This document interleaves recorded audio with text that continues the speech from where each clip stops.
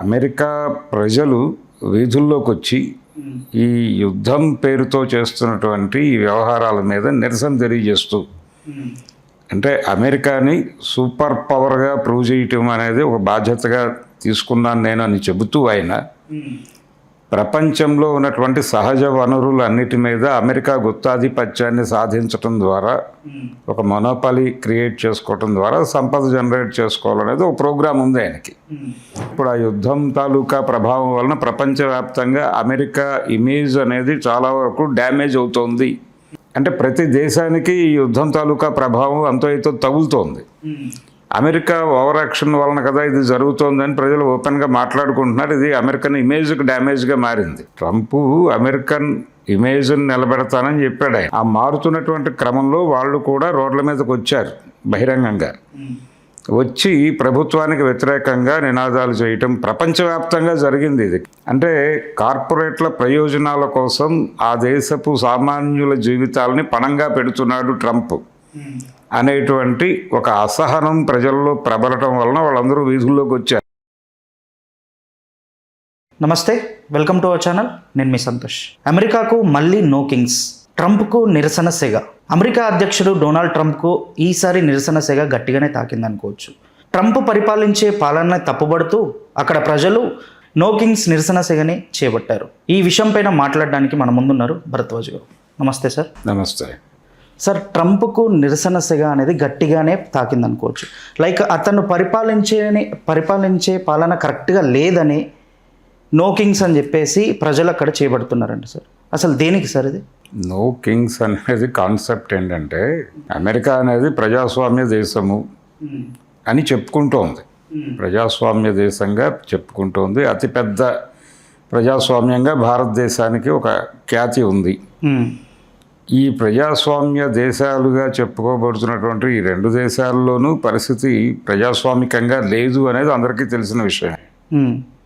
అలా అమెరికా ప్రజలు వీధుల్లోకి వచ్చి ఈ యుద్ధం పేరుతో చేస్తున్నటువంటి ఈ వ్యవహారాల మీద నిరసన తెలియజేస్తూ, అంటే అమెరికాని సూపర్ పవర్గా ప్రూవ్ చేయటం అనేది ఒక బాధ్యతగా తీసుకున్నాను నేను అని చెబుతూ ఆయన ప్రపంచంలో ఉన్నటువంటి సహజ వనరులు అన్నిటి మీద అమెరికా గుత్తాధిపత్యాన్ని సాధించటం ద్వారా, ఒక మొనోపాలీ క్రియేట్ చేసుకోవటం ద్వారా సంపద జనరేట్ చేసుకోవాలనేది ఒక ప్రోగ్రాం ఉంది ఆయనకి.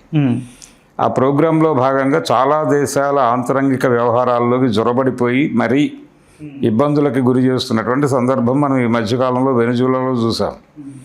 అంతకుముందు గతంలో ఎప్పుడో చాలా కాలం క్రితం పనామా అనేటువంటి దేశం మీద కూడా ఇలాగే దాడి చేసి అక్కడి నుంచి ఆ దేశ పాలకుడిని తీసుకెళ్ళిపోయి శిక్షలు వేసిన చరిత్ర ఉంది అమెరికాకి. అలాగే వియత్నాంతో అనవసరమైన కయ్యం పెట్టుకోవటము, అలాగే ఆఫ్ఘనిస్తాన్లో కయ్యం పెట్టుకోవటము, ఉగ్రవాద శిబిరాల మీద దాడులు, పీస్ కీపింగ్ ఫోర్స్ అనే పేరుతో చేసిన ఇస్లాంని టార్గెట్ చేస్తూ చేసినటువంటి దాడులు.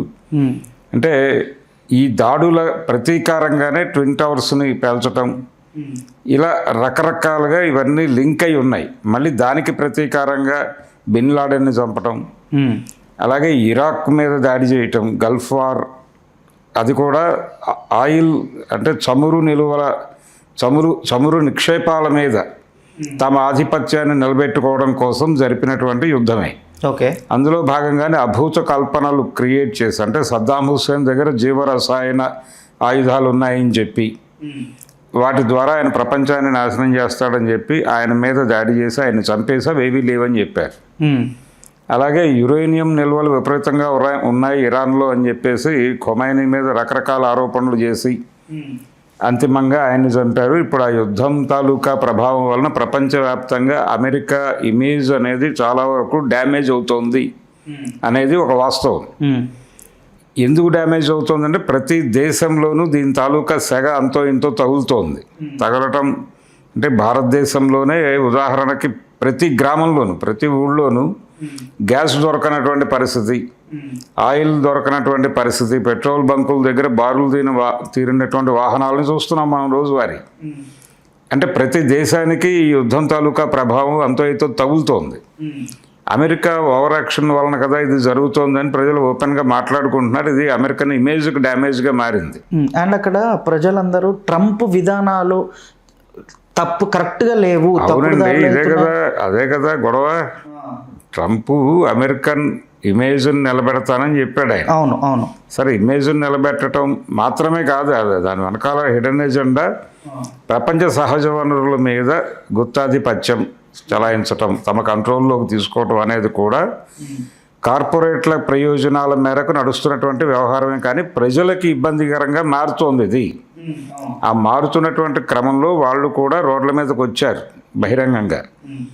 వచ్చి ప్రభుత్వానికి వ్యతిరేకంగా నినాదాలు చేయటం ప్రపంచవ్యాప్తంగా జరిగింది. ఇది కేవలం అమెరికాలోనే కాదు. నిన్న జరిగిన నిరసన కార్యక్రమం అమెరికాలోనే కాదండి, అమెరికా సంయుక్త రాష్ట్రాల్లో కాదు, ప్రపంచవ్యాప్తంగా జరిగింది. భారతదేశంలోనూ హైదరాబాద్లో కూడా జరిగింది. కాబట్టి ప్రతి ప్రాంతంలోనూ అమెరికా వ్యతిరేక నినాదాలు, అమెరికా యుద్ధోన్మాద చర్యలకు వ్యతిరేకంగా నిరసనలు తెలియజేయటం, అమెరికా తన ఆధిపత్యవాదంతో చేస్తున్నటువంటి యుద్ధాల వలన ప్రపంచ ప్రజలకి కలుగుతున్నటువంటి నష్టాలు, దాని మీద ఎక్కువ డిస్కషన్ నడుస్తోంది. ఇది అమెరికన్ ఇమేజ్కి మాత్రమే కాదు, వాళ్ళ ఆర్థిక వ్యవస్థకి బలోపేతం చేస్తుందా లేదా అనే గొడవ పక్కన పెట్టేస్తే ప్రజల జీవితాల్లో గందరగోళంగానే ఉంది. ఈయన రకరకాల అభిప్రాయాలు చెప్పాడు. ఎన్నికలకు ముందు ఆయన ఇచ్చినటువంటి హామీల్లో ట్రంప్ గారు ఈ నేటివ్ అమెరికన్ ని ప్రొటెక్ట్ చేస్తాను, నేను వాళ్ళ ఉపాధి అవకాశాలు ప్రొటెక్ట్ చేస్తానని చెప్పాడు. చెప్పి చాలా దేశాలు అక్కడ ఉన్నటువంటి వలసలను నివారిస్తాను అని చెప్పి చాలామందిని విమానాలు ఎక్కించి పంపించాడు అనేక దేశాల వాళ్ళని, భారతదేశంతో సహా. అలాగే చాలా దేశాలకు ఇచ్చినటువంటి అవుట్ సోర్సింగ్లు ఇవన్నీ కట్ చేయడం ద్వారా నేటివ్ అమెరికన్కి ఉపాధి హామీ ఇస్తానన్నాడు ఆయన. ఆ ప్రయత్నం జరిగింది కానీ ఇమీడియట్గా అమెరికన్ కార్పొరేట్లు, అంటే డీప్ స్టేట్ అంటాం మనం, ఆ డీప్ స్టేట్ నుంచి నిరసన తెలియజేశారు వాళ్ళు. మేము చీప్ లేబర్ కోసం మా కష్టాలు ఏమో మేము పడుతుంటే మధ్యలో ఇలాంటి పనులు చేయకు అని. ఆ తర్వాత ఆ పనుల నుంచి వెనక్కి తగ్గిన తర్వాత అక్కడ యాజ్ ఇట్ ఈజ్గా పాత సమస్యలు యాజ్ ఇట్ ఈజ్గా ఉన్నాయి ఇప్పటికీ. అవును, ఈయన ఎన్నికల హామీ ప్రాపర్గా నెరవేరలేదు అనేటువంటి అసహనం ఉంది జనాల్లో. అంటే కార్పొరేట్ల ప్రయోజనాల కోసం ఆ దేశపు సామాన్యుల జీవితాలని పణంగా పెడుతున్నాడు ట్రంప్ అనేటువంటి ఒక అసహనం ప్రజల్లో ప్రబలటం వలన వాళ్ళందరూ వీధుల్లోకి వచ్చారు. అదే ప్రతి చోట కనిపిస్తోంది, ప్రతి ప్రాంతంలోనూ ప్రపంచవ్యాప్తంగా నడుస్తున్నటువంటి ఒక నిరసన ఇది. ఈ నిరసన పరిస్థితులు ఇండియా లాంటి చోట్ల ఎలా ప్రతిఫలిస్తున్నాయంటే, అమెరికా చేస్తున్నటువంటి దుర్మార్గాలకి వ్యతిరేకంగా గొంతు సవరించుకోవటం కూడా చేయట్లేదు పాలకులు. నరేంద్ర మోడీ గారు ఆయన చాలా స్పష్టంగా ఖొమైనీని హత్య చేసినప్పుడు కూడా ఆయన గొంతు పెగలలేదు, ఆయన ప్రకటన చేయాల, ప్రభుత్వం సైలెంట్గా ఉంది.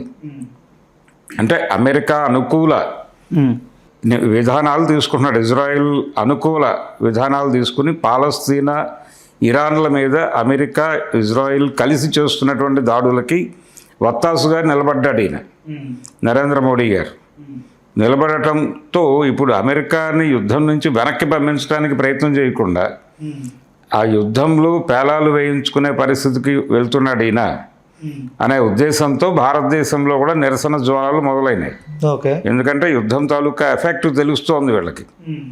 అక్కడెక్కడో యుద్ధం జరుగుతుంటే ఇక్కడెందుకు నిరసనలు అని చాలామంది మాట్లాడుతున్నారు. కానీ మరి అక్కడెక్కడో యుద్ధం జరుగుతుంటే నీకెందుకు గ్యాస్ దొరకడం లేదు, ఎందుకు గ్యాస్ కోట్ల ముందు అంతమంది లైన్ ఎందుకు కట్టి నిలబడుతున్నారు, 15 రోజులు ఎందుకు వెయిట్ చేస్తున్నారు, ఆ ఎఫెక్ట్ ఎక్కడ, ఎందుకు ఆ పెట్రోల్ బంకుల దగ్గర అలా పడిగాపులు ఎందుకు ఏడుస్తున్నాయి వాహనాలన్నీ, హోటళ్లలో రేట్లు ఎందుకు పెరిగినాయి, చాలా చోట్ల వంటలు తీసేశారు, హోటళ్ళు మూసేశారు, గ్యాస్ దొరకటం లేదని. సో ఎందుకు జరుగుతుంది, ఉన్న చోట్ల నడుస్తున్న చోట్ల రేట్లు పెంచారు. అవునవును, కొన్ని హోటల్స్లో 10 రూపాయలు పెంచారు అన్ని సరుకుల మీద. ఇడ్లీ ఇంతకుముందు 30 రూపాయలు ఉంటాయి, ఇప్పుడు 40 రూపాయలు, 40 రూపాయలు ఉన్న చోట 50 రూపాయలు. ఇది ఒక రేంజ్ హోటల్స్లో. పై హోటల్స్లో 20 రూపాయలు పెంచారు, అంతకంటే పై స్థాయిలో 50 పెంచారు, 100 పెంచిన హోటల్స్ కూడా ఉన్నాయి ఇప్పుడు యుద్ధం తాలూకా ప్రభావం వలన. ఈ డబ్బులన్నీ ఎందుకు కట్టాలి? మోడీ గారు యుద్ధానికి వ్యతిరేకంగా మాట్లాడాలి కదా, అమెరికాకు వ్యతిరేకంగా. నువ్వు యుద్ధం అని చెప్పి అక్కడ దిగి ఆ దేశ ఆంతరంగిక వ్యవహారాల్లో జోక్యం చేసుకోవడం వలన మాకు సమస్యలు మొదలైనాయి, ఇమ్మీడియట్గా యుద్ధం ఆపండి.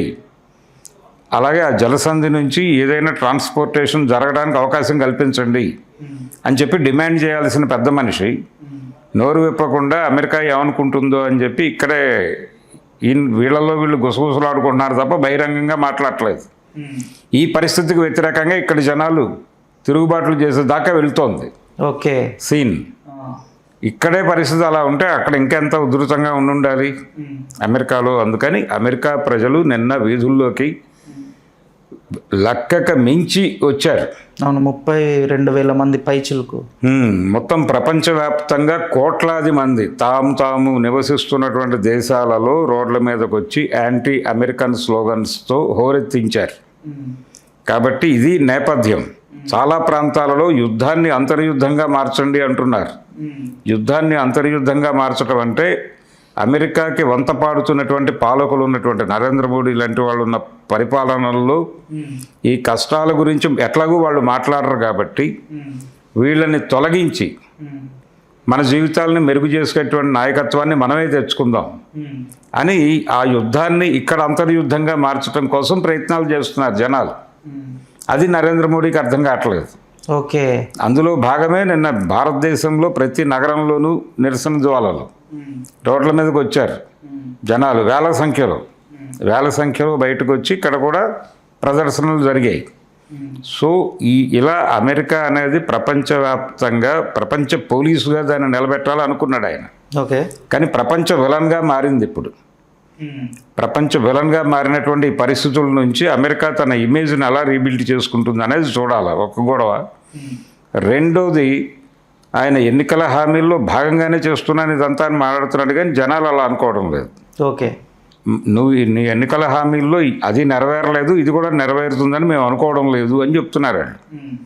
నీ ప్రయోజనాలు వేరు. అక్కడ ఉన్నటువంటి వనరుల మీద నీ గుత్తాధిపత్యం దేనికి, ఎవరికి మెయిల్ చేయడానికి, కార్పొరేట్లకు మెయిల్ చేయడానికి చేస్తున్నావు. అది మాకేం ప్రయోజనం అంటున్నారు జనాలు. కాబట్టి జనాలలో సంపద పెంచటము, వాళ్ళని ఆదుకోవడము, వాళ్ళని నిలబెట్టడము, ఆ ఏరియాల్లో ఆయన ఫెయిల్ అయ్యాడు. ఎందుకు ఫెయిల్ అయ్యాడు అంటే ఆయన చేతుల్లో లేని వ్యవహారాలు అవన్నీ. ఆయన చేతుల్లో లేని వ్యవహారాలు ఉన్నాయని భ్రమ కల్పిస్తూ జనాలకి ఏదో చేస్తానని చెప్పాడు. అది అవలేదు. అయ్యే పరిస్థితి కూడా కనిపించడం లేదు కనుచూపు మేరలో. పైగా ఇదొక గొడవ.